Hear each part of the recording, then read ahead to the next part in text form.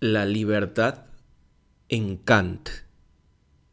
Kant representa un intento de fundamentar la ley moral en el principio de no contradicción y en las condiciones que aseguran que una ley moral, para serlo, debe ser concebida universalmente y debe ser reconocida en su universalidad a partir de su exigencia pura y racional. El problema de Kant podría enunciarse de manera tal vez excesivamente coloquial, pero sugerente. Dos puntos. ¿Qué hay que hace para convencer a alguien que debe hacer tal cosa? Muchas personas fundamentan sus acciones moralmente en nombre de la felicidad o el bienestar. Pero Kant establece al respecto que ni la felicidad ni el bienestar en esta vida forman parte del dominio de la moral. Dos puntos se abren comillas. Nadie es capaz de determinar por un principio de la razón con plena certeza qué sea lo que le haría verdaderamente feliz, porque para tal determinación sería indispensable tener omnisciencia. La felicidad no es un ideal de la razón, sino de la imaginación, que descansa en meros fundamentos empíricos. Se cierran comillas.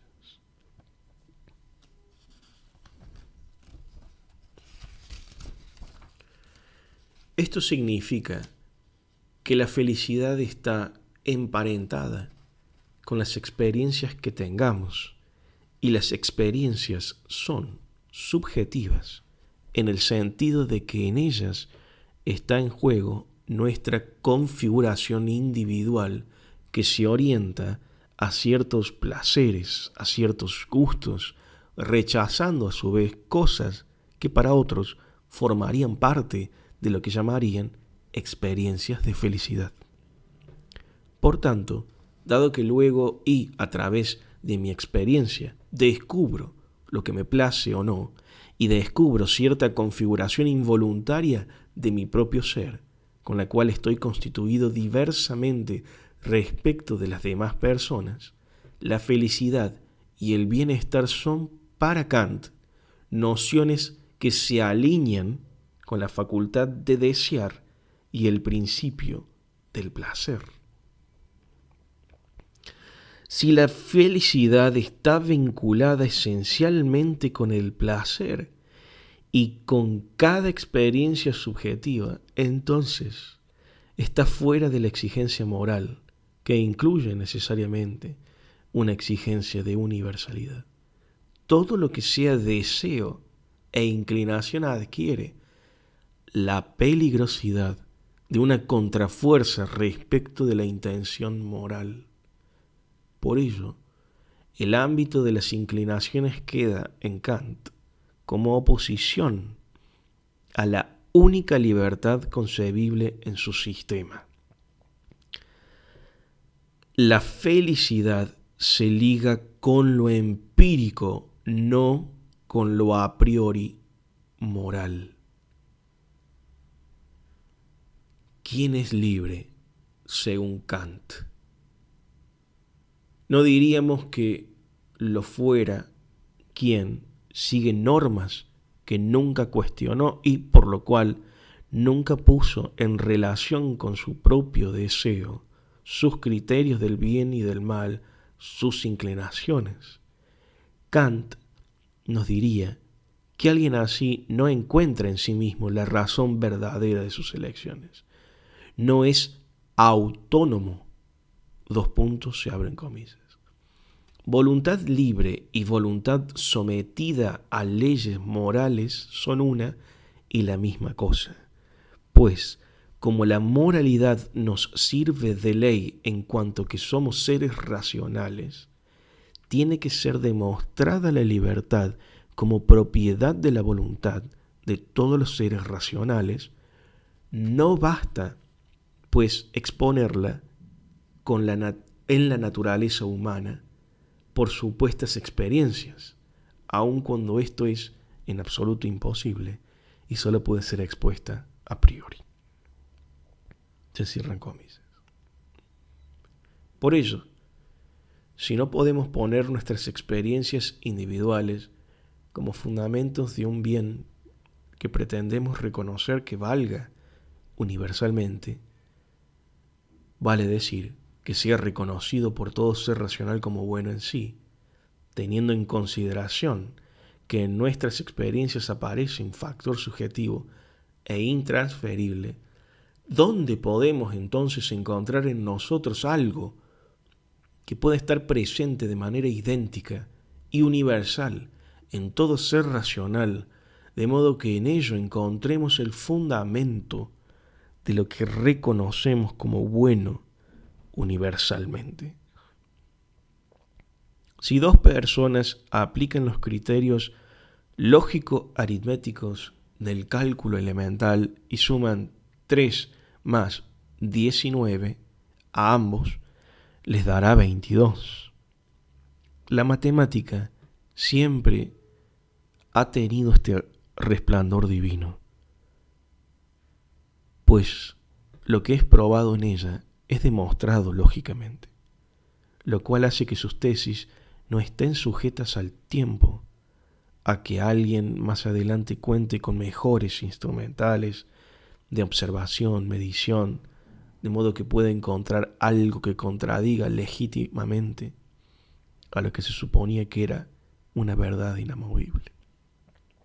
Entonces Kant encuentra en los principios lógicos y, en especial, en el principio lógico de no contradicción, el marco normativo para asegurar que una determinada ley tiene un real contenido moral. La razón reconoce en su propia conciencia la necesidad y universalidad como exigencias esenciales para sus leyes, y esto es el influjo con que la razón se somete a sí misma para no contradecirse.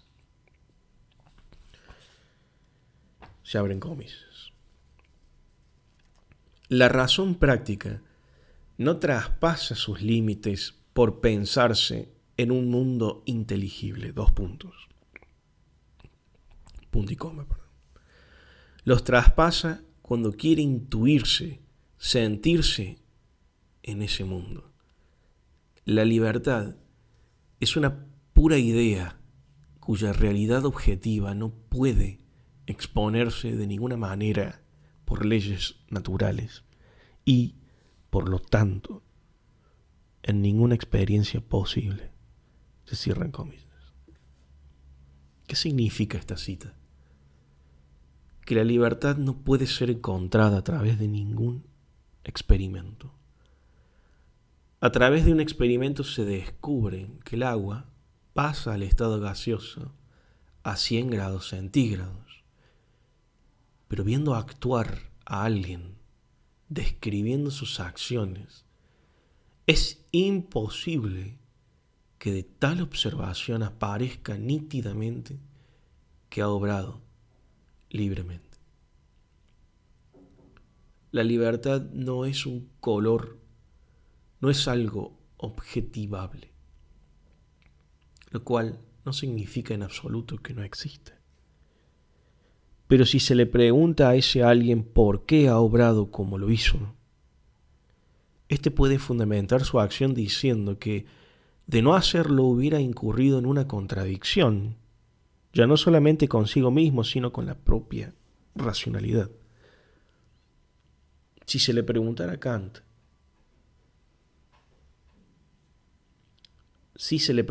según Kant, por qué cumplió su promesa, dado que al cumplirla quedó en una situación injusta y cruel, este personaje estrictamente kantiano responderá que la promesa implica su cumplimiento, así como todo punto de una circunferencia dista del centro de la misma longitud con que dista cualquier otro punto de la circunferencia respecto del centro, porque enunciar una promesa añadiendo furtivamente la secreta intención de no cumplirla, si no conviniera hacerlo, destruiría el propio concepto de promesa como tal.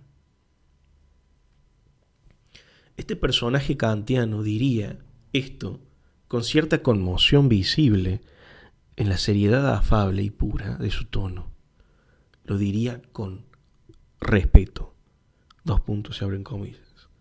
Aunque el respeto es efectivamente un sentimiento, no es uno de los recibidos mediante un influjo, sino uno espontáneamente oriundo en un concepto de la razón y por ello específicamente diferente del resto de los sentimientos, que pueden reducirse a inclinación o miedo.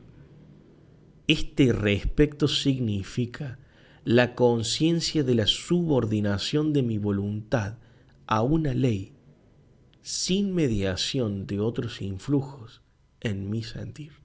Se cierran comillas.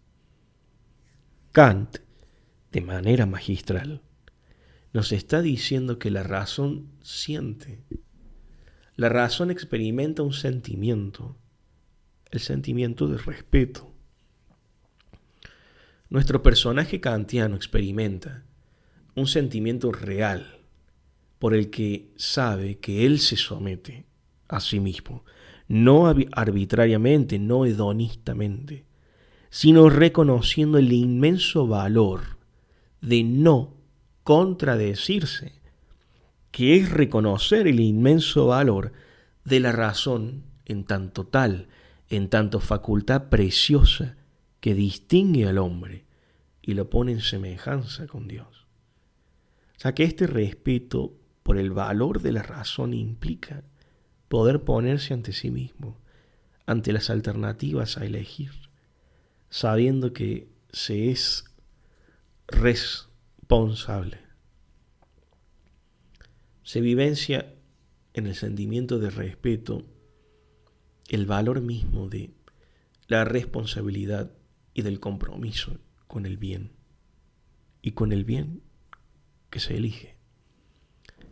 Ahora bien, ¿qué hacer con las inclinaciones? Kant es consciente de que el hombre es una razón encarnada. Por el cuerpo aparecen las inclinaciones y los deseos del cuerpo, pero también reconoce el deseo de ser feliz como un deseo que no contradice a la razón misma. Kant se preguntará, primeramente, ¿cuáles son las condiciones que hacen posible que alguien alcanzara la felicidad? La felicidad no será ya entendida como la satisfacción placentera. La felicidad aquí es concebida como el bien supremo, en el cual hay un desbordamiento afectivo que corona y perfecciona el acto moral. Esto nos recuerda a Aristóteles al hablar del placer intelectual como perfeccionamiento de la virtud. Este desbordamiento afectivo es para Kant el profundo contento de sí mismo, un estado permanente de perfección moral que se trasunta en un sentimiento de plenitud que configurarían la felicidad como bien supremo y fin último a alcanzar. Dos puntos se abren comillas. La obtención del bien supremo en el mundo es el objeto necesario de una voluntad determinable por la ley moral. Pero en esta, la completa conformidad de las intenciones con la ley moral es la condición suprema del bien supremo. Por consiguiente, tiene que ser tan posible como su objeto. Pero la completa adecuación de la voluntad a la ley moral es la santidad, perfección, que no puede alcanzar ningún ser racional en este mundo sensible en ningún momento de su existencia.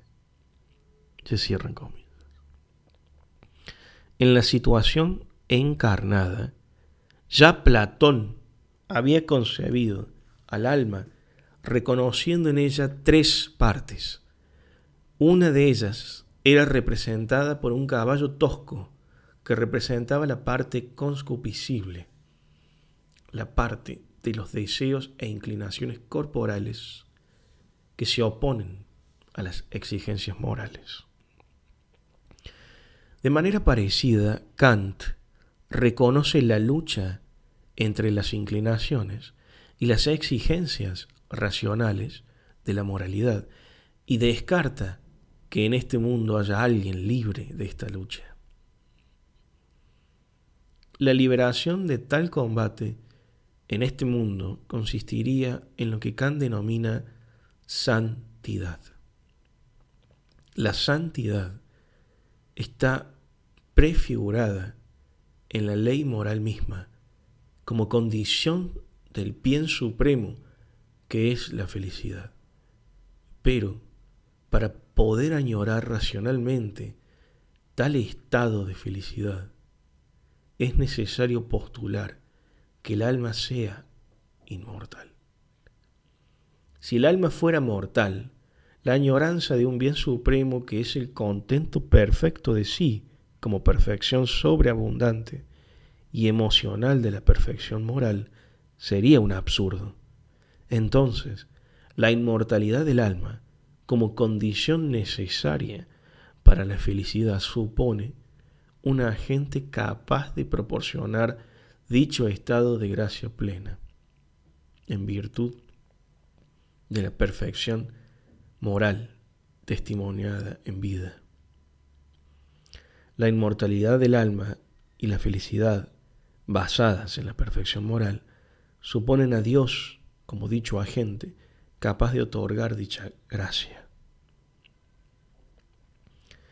La santidad como perfección moral es un horizonte que guía la existencia encarnada de todos nosotros. Como horizonte exige, para ser alcanzado, una eternidad. Dicho horizonte es para Kant el horizonte ante el cual el hombre se supera moralmente a sí mismo. Resumiendo, el primer elemento del bien supremo es la moralidad perfecta, la santidad en términos de Kant. El segundo elemento del bien supremo es la felicidad. Luego, la ley moral tiene que conducir a la suposición de la existencia de una causa adecuada de tal felicidad perfecta como recompensa de una voluntad santa. Tal causa es Dios.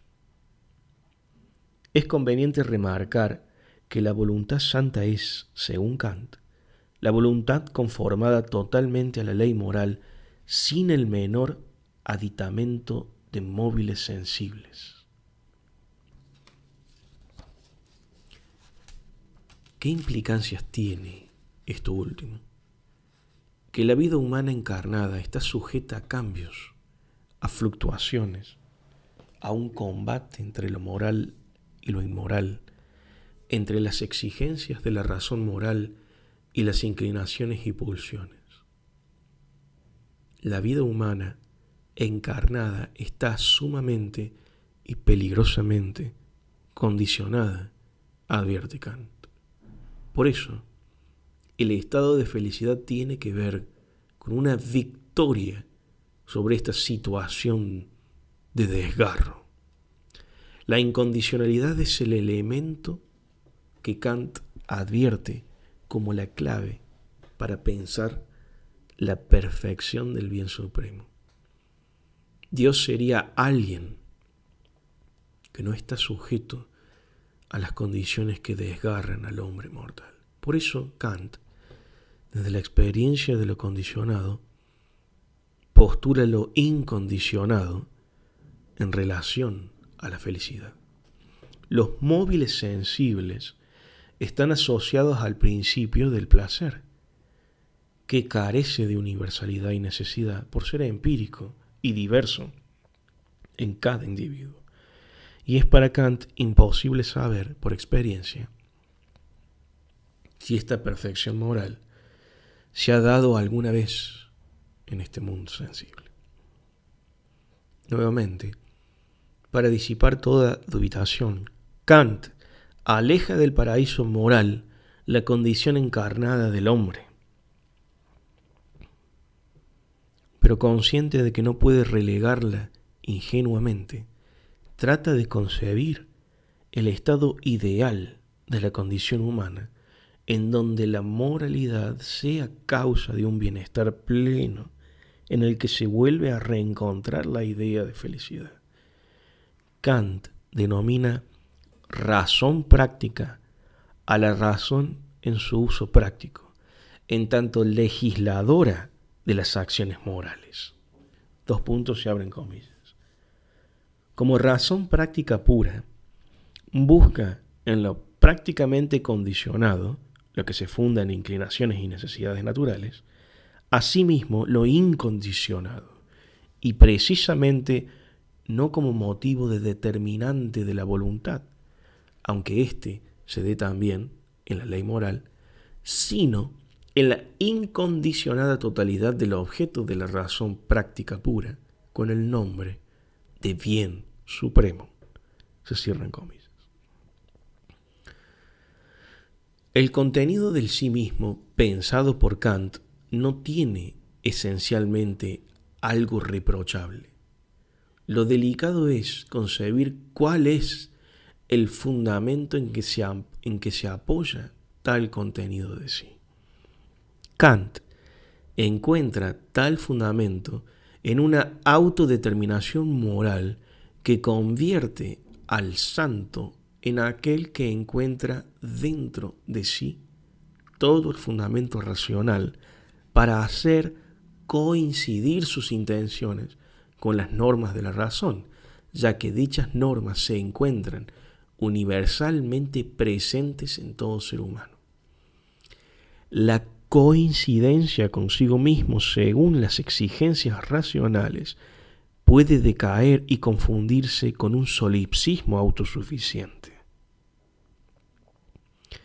El contento de sí puede degenerar en un bienestar individualista que parece ser el coronamiento afectivo de una plena sensación de concordancia consigo mismo, que alguien experimenta en el plano de sus deseos, placer y propósitos, bajo el hechizo maligno de creerse autocompleto. Esto tal vez le ocurrió a Agamenón.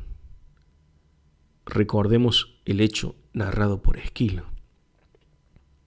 Zeus ordena a Agamenón una expedición para vengar un delito contra la hospitalidad. Por su parte, la diosa Artemis envía una bonanza que hace imposible la partida. A su vez, Calcante adivina que el único remedio es el sacrificio de Ifigenia, hija de Agamenón. Con la falta de vientos propicios, los hombres empiezan a morir de hambre. Consecuentemente, si Agamenón no cumple la decisión de Artemis, todos, incluida Ifigenia, morirán. Agamenón debe optar. Sabe lo que hará en uno u otro caso. Sabe la gravedad de las consecuencias de lo que asuma hacer. Pero ninguna de las dos opciones es deseable. Agamenón halla en su deliberación que el sacrificio es la mejor elección, pero que, no obstante, no estará exento de mal el ordenarlo. Pero surge lo inesperado. En tal estado de cosas, Agamenón no muestra repugnancia ni dolor por elegir lo que a su vez se le presenta como impuesto por la necesidad del menor mal, y que es el asesinato de su propia hija. Por el contrario, el rey exclama, se abren comillas: es lícito y santo desear con apasionada pasión el sacrificio que aquieta los vientos, la sangre de la doncella, se cierran comillas. Podría preguntarse en su favor, ¿acaso es malo unir la pasión al cumplimiento de un deber? A juzgar por el coro, la pasión que Agamenón expresa por el cumplimiento de lo que cree que es deber y verdad es condenable sin atenuantes. El coro, aun si estuviera de acuerdo con la decisión del monarca, juzga brutal la simplificación que éste efectúa para evadirse del dolor que conlleva su decisión de sacrificar a Ifigenia. El coro propone pensar que una persona intrínsecamente buena percibirá la verdad completa de una situación, en todas sus tensiones y alcances, a través de sus reacciones y respuestas resultantes de una imaginación penetrante que enriquece el conflicto con una iluminación nueva sobre la profundidad dramática de la existencia humana, con un horizonte del sentido más amplio y comprensivo. De esta manera, Esquilo enseña que para que una contingencia pueda ser discernida en todos sus componentes, para que cada uno de ellos pueda ser percibido en su peso axiológico real, deben entrar en acción la sensibilidad y los sentimientos, y no solo el intelecto lógico. Esto es algo que ni Platón ni Kant han visto en modo acabado. La moral kantiana puede llevar con su ideal de autonomía a actitudes autosuficientes que son incapaces de incluir el sentido de la vida de un otro. Por eso, en nombre de una intención que Kant juzgaría de moral por carecer de contradicciones racionales, se han hecho estragos en contra del bien, que es mucho mayor que el contento de sí mismo, autosuficiente y autónomo, recluido en la no contradicción puramente formal, pero sin abrazar la sustancia del valor que desborda vitalmente y emocionalmente cualquier formulación rígidamente normativa, por consistente que fuere. Lejos de todo relativismo, quien aquí escribe y lee, pero no obstante, es aconsejable recordar a Protágoras, el famoso sofista, cuando afirmaba que el hombre es la medida de todas las cosas, de las que son por el modo en que son, de las que no son por el modo en que no son. Se cierran comillas. Si bien puede devenir un relativismo recalcitrante a partir de esta cita, hay que notar algo que se puede aprovechar, tal vez más allá de las intenciones del propio Protágoras, y que tiene relación con el valor del testimonio. La teología cristiana, representada por Santo Tomás de Aquino, o los desarrollos especulativos de Spinoza o Hegel, la noción de lo incondicionado en Kant, el teísmo de Leibniz, el motor inmóvil de Aristóteles, la idea de bien de Platón y el desprecio por el mundo encarnado respecto del mundo de las ideas, son ejemplos en los que la noción de perfección está necesariamente comprendida en términos de autosuficiencia completa. El papel del singular, siempre estigmatizado por su finitud, vulnerabilidad y transitoriedad siempre es un papel degradado en estas visiones. La misma astrología, ya lo hemos dicho, honra las cualidades energéticas por sobre las formas en las que se expresa y realiza. Los sistemas panteístas que afirman que todos los seres provienen de una fuente infinita, amorosa, infieren que nuestro estado singular es esencialmente erróneo, en el sentido de que al reconocernos singulares, nos vivimos como separados de dicha fuente y del resto de los seres. Y esto sería lo que explica nuestras angustias, nuestro extravío en la visualización de un sentido existencial. El remedio consistiría en pensar que nuestra singularidad tiene una importancia secundaria y que estamos encarnando solo para retornar a la fuente originaria, la cual no es retratada como un ser libre, sino como un principio impersonal de plenitud muy incierto, indefinido. La pregunta sobre el sentido de la encarnación misma se aniquila en su sentido último, si es que todo el sentido reside en la consumación del retorno con la fuente, Gran Madre. Pero justamente la pregunta por el sentido de nuestra presencia en la vida es la pregunta que llena de sentido las demás preguntas, sobre todo porque es la persona singular y concreta quien formula las preguntas y las respuestas. Los sistemas y los modelos, las aporías y las contradicciones, sufriendo la inmensa incertidumbre ante todos estos antagonismos que en sus espaldas pesa la infinita travesía de existir. Los holismos se autoengañan, en el menos deshonroso de los casos, eludiendo la crucialidad de esta pregunta con el intento de dar una solución que es una mera petición de principio.